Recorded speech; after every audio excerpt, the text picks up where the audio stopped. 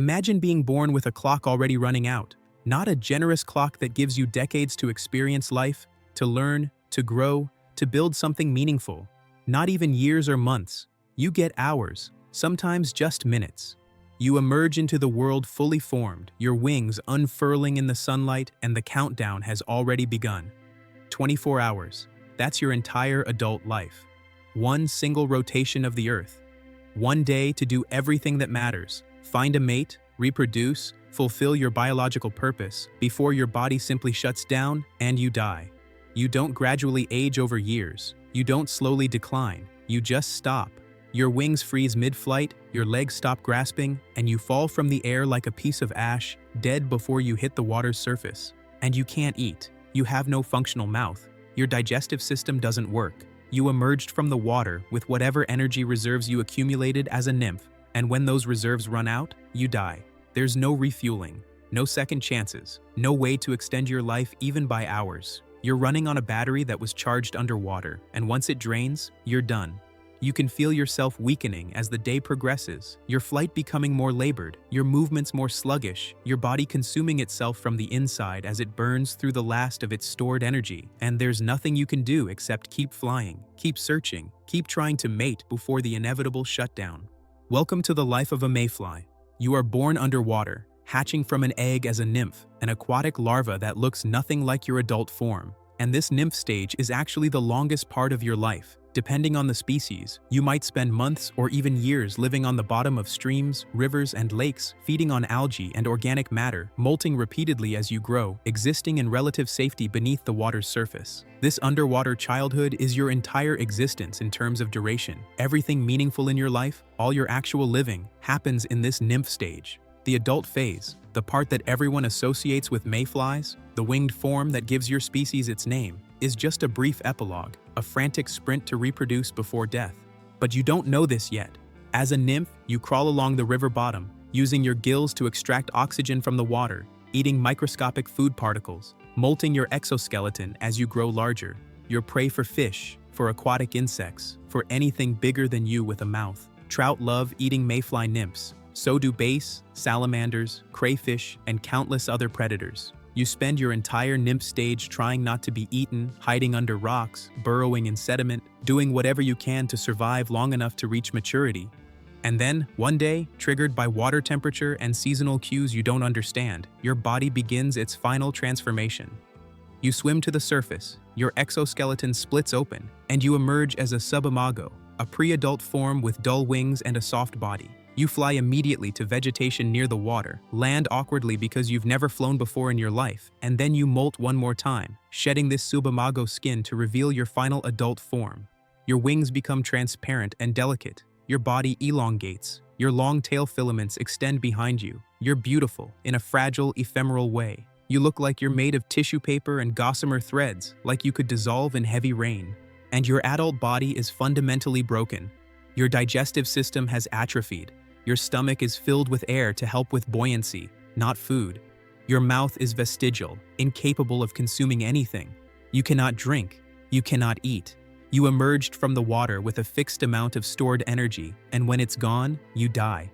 It's not starvation in the traditional sense, because you're not capable of eating. It's just depletion.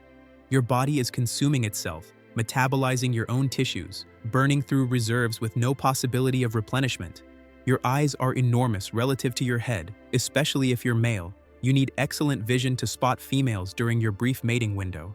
But everything else about your body is minimal, reduced to the absolute essentials. You're not built to last. You're built to fly, mate, and die, in that order, as quickly as possible. Evolution didn't give you robustness or longevity because you don't need them. You need speed and efficiency in reproduction, and everything else has been sacrificed to achieve that goal. The mating swarms are your entire purpose for existence. Thousands of male mayflies gather above the water in massive aerial aggregations, flying in characteristic up and down patterns, creating clouds of insects that dance in the evening light. You join this swarm, your transparent wings beating frantically, your body rising and falling in rhythm with thousands of others. You're looking for females.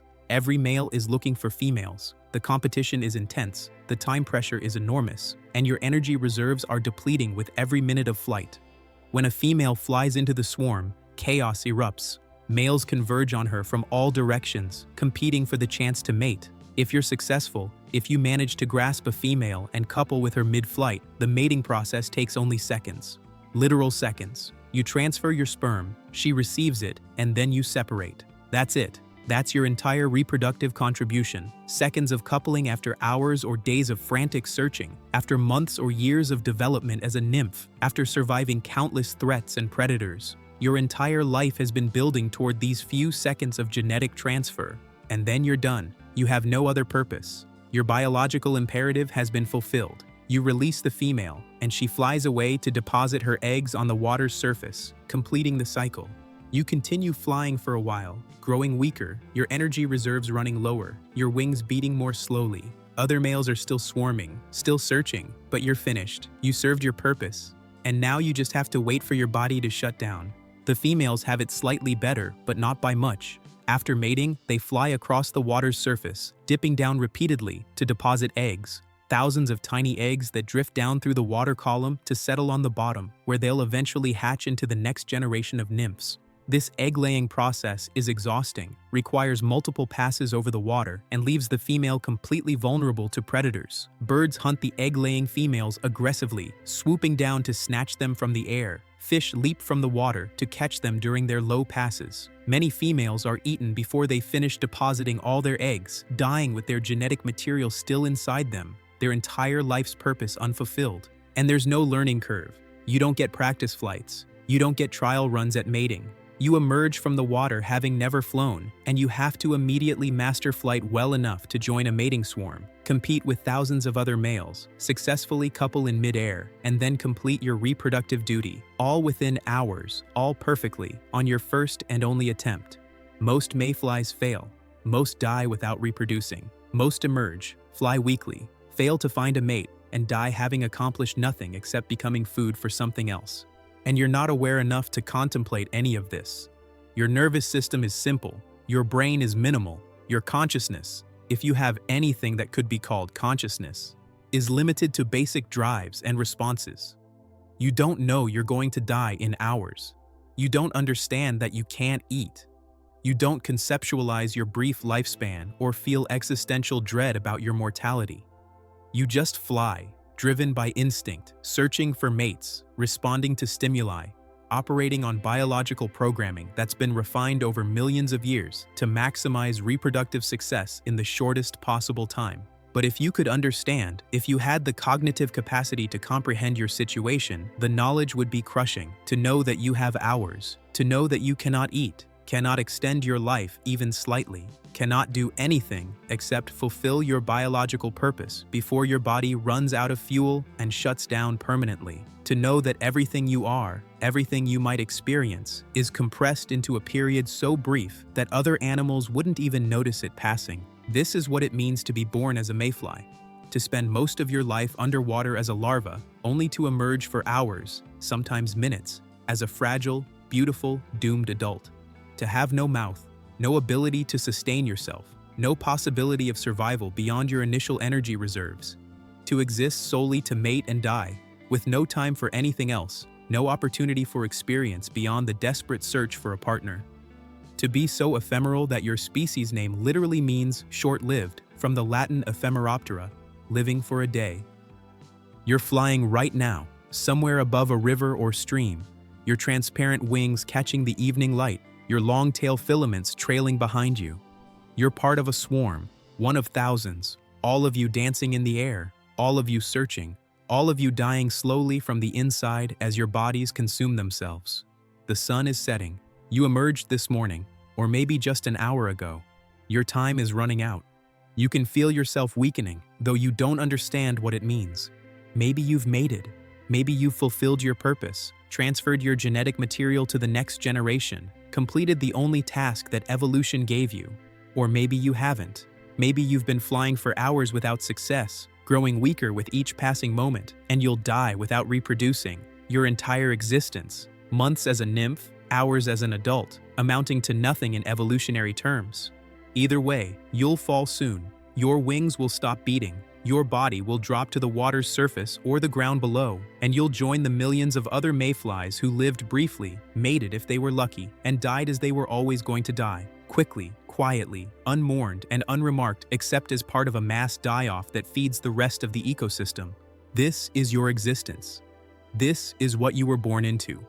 And that brevity, that profound, inescapable, definitional brevity, is not just a characteristic of your life, it is your life. There is nothing else.